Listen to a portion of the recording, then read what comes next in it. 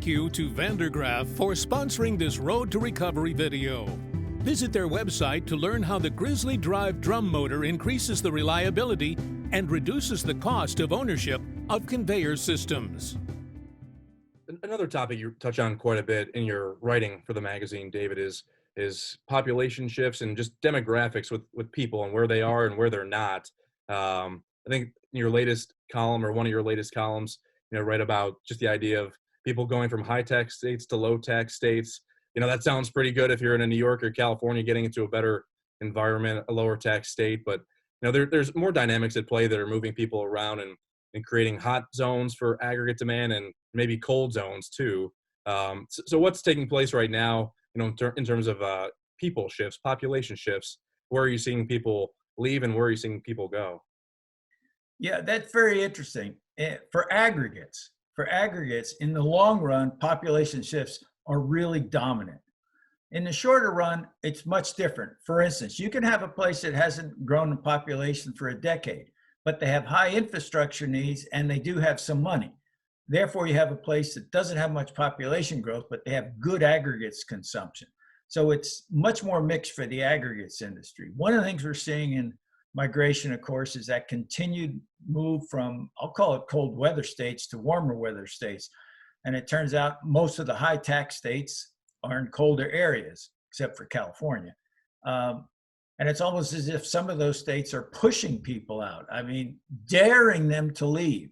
We'll raise taxes, the old frog in the water. We're going to keep raising them slowly and we'll see if you jump out.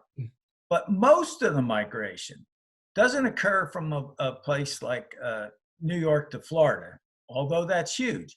Most of it occurs from, let's say, Cook County and Chicago to the surrounding suburbs. So people say, I want to get a little change. It's so expensive right here in the city. They'll move 30 miles. They don't necessarily move 2,000 miles. So that's the dominant migration pattern. And so we had this back in the 50s and 60s. In which there was the tremendous growth in suburbia. Then we started coming to the cities for the excitement of jobs and entertainment and energy. And now crime, high prices, high taxes, moving back to the suburbs, sort of a ring phenomenon around cities, along with the migration from north to south. And this time from California out. I mean, you probably saw the news. For the first time ever, California didn't have a population growth. That's pretty tough to do. That's a tough thing to achieve, but we in California have managed to do that. Not a great thing to accomplish. So migration to the north, to the south, and to the rings around major cities will continue. And as you can imagine, that means that counties surrounding a Cook County or counties surrounding a Davidson County, or Miami-Dade, those counties around and close by are going to do the best. Dave, do you see that flight, those shifts take place in cycles too? I mean, you're talking about right now we're seeing shift from urban to suburban, and you mentioned that happened, half a century ago too. Does that mean it could happen again where, we see people maybe move back to the cities and then we'll see that cycle play out all over again 20, 30 years from now? Oh, yeah. It's a matter of policies, culture, technology, and the same thing that caused it to go to the cities, in which there was economies of scale and great benefits to the city, and you could see it ebb and flow. And so I could see it reversing, not right now, but 5 years from now, it might be reversing back to the city again, where I love developers and architects and innovators. They'll figure out a way to make the city very attractive again.